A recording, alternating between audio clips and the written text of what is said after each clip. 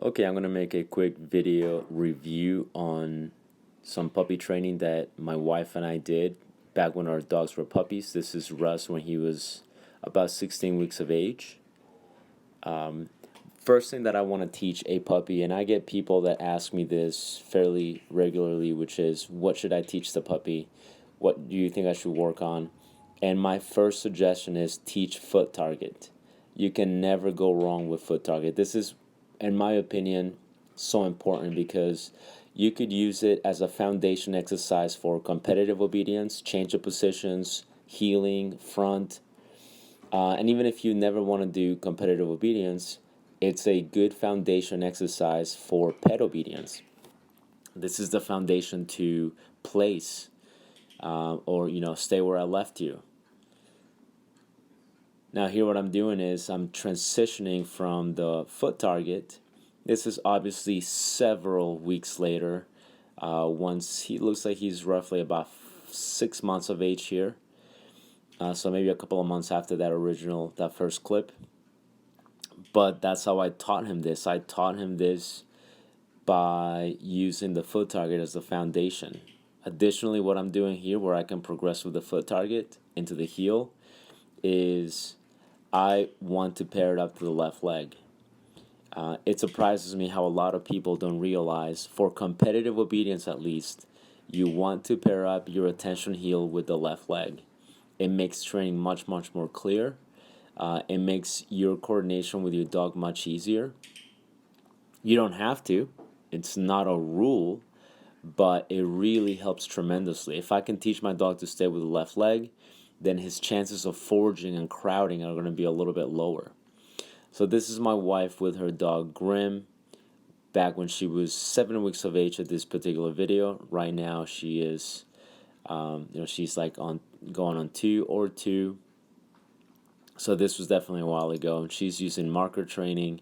You can see how the video, the very first clip, we transitioned from, Russ just learning how to put his paws on the target to, in this clip, my wife is using this as a now foundation exercise to teach the heel position, which is very, very important, like I said earlier. Just teaching the dog foot target just helps in so many things. I don't have to have the dog guess what the heel position is, or I don't have to struggle with it. If I teach the puppy that front paws on the board is a very rewarding exercise, then I can manipulate that board into a bunch of things that I want done. I could do the front, I could do heel, I could do right side. I could do change of positions without the dog ever moving his front paws. This is another question that I get sometimes, is how do you teach the change of positions? And I get this asked, when they see Russ do the change of positions. I've seen competitors that ask me the same thing. When their dogs change positions, they creep forward, and the reason they do that is the dog is changing positions with all 4 of his paws. I just want the dog to change positions with his back paws. I want his front paws to stay as steady as possible. And how I'm going to make that possible is by teaching the foot target exercise. So that means you can go from a sit to a stand to a down without your front paws leaving the foot target. So to me, this is the best exercise that you can teach a puppy. Even if you don't compete, like I said earlier, even if your thing is just, your dog is just going to be a regular pet dog, this again can be very beneficial. You can teach the dog to down and sit and minimize the creeping by using the same principles. Front paws don't leave the board. And it's so easy to teach. You basically just feed the dog during the foot target exercise. Once they learn that this is how they get fed, the foot target exercise becomes so rewarding. Like, they actually even look for it. They see it, they get excited, they want to just rip it out of your hands and stand on it already. Once they figure that out, which you're not letting them figure out on their own, you're luring them at first, like I did in the video at first with Rust. And then once the dog gets the hang of it, then you can kind of wait for them to offer it. Then you can reward them. In our case, we're So to using recap the markers. So video, what I was saying a little bit ago is foot target should be the foundation if you're not sure what else to do. Naturally, I'm not telling you that it's the only thing you should do. You should definitely be working on other things, other skills like name recognition. You should be working on the platform as the place. You should be working on um, some healing, meaning like the luring. You should be working on other things that could be very beneficial, depending on how crazy you are too when it comes to your puppy. You could even start working on retrieve, motivational retrieve early on, depending on the sport, depending on the discipline that you're going to be doing. You could do scent detection at 7 weeks of age, if not, 6 or 8 weeks of age, whenever you get the puppy, which I know could be anywhere between 7 to 8 weeks of age, and in some instances even 6 weeks of age. So there's a lot that you can do. You don't have to wait till the puppy's 6 months of age, like what we as in the industry we used to do decades ago. Now, as soon as you get that puppy, you should get it going. But the common question that you get as a dog trainer, or the common concern that a lot of new pet owners have is, what should I teach the puppy?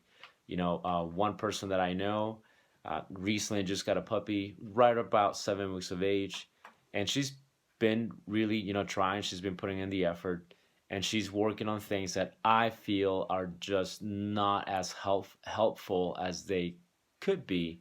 So she's working on, luring the dog into a sit, luring the dog into this, and assisting it into doing more end goal, bigger picture type of behaviors. And what I suggested to her is, have you thought about doing foot target? Have you thought about doing, place? And you don't even need a fancy board. What I even suggested to her, which is something I did with one of my dogs too, is just use at least a frisbee, right? Use one of those foam frisbees, and one of those collapsible frisbees. You can carry that in your pocket. You can do an impromptu training session at any time. You got some food, you got some treats, put the frisbee down, and then just feed that puppy for every time it puts its front paws, on the frisbee. That way, you don't have to worry about carrying this wooden platform everywhere. You could have this with you at all times, and now you can teach your dog the foundation of place, or the foundation of a stay. And that, in my opinion, for a 6, 7 week old puppy, is much, much more effective than trying to lure the puppy into a sit, or do any more of that advanced, fancy stuff that requires timing, coordination. And if you don't have that, I'm telling you, using foot target is just much, much more efficient. And if you're going to be competing with that dog, again, this is something incredibly beneficial. This is what I started Rust with, my competition dog. And his precision when it comes to obedience is very, very, on point. I get a lot of compliments every time I train with him, every time I compete. Get a lot of compliments on his obedience. And it's because one of the things that I feel have helped me out, have helped him out tremendously, has been the foot target exercise. So foot target exercise can go for the change of positions, the sit, the down without creeping. It can be the foundation to a stay. It could even be the foundation to a heel, a flip finish, or a front, if that's your discipline of choice.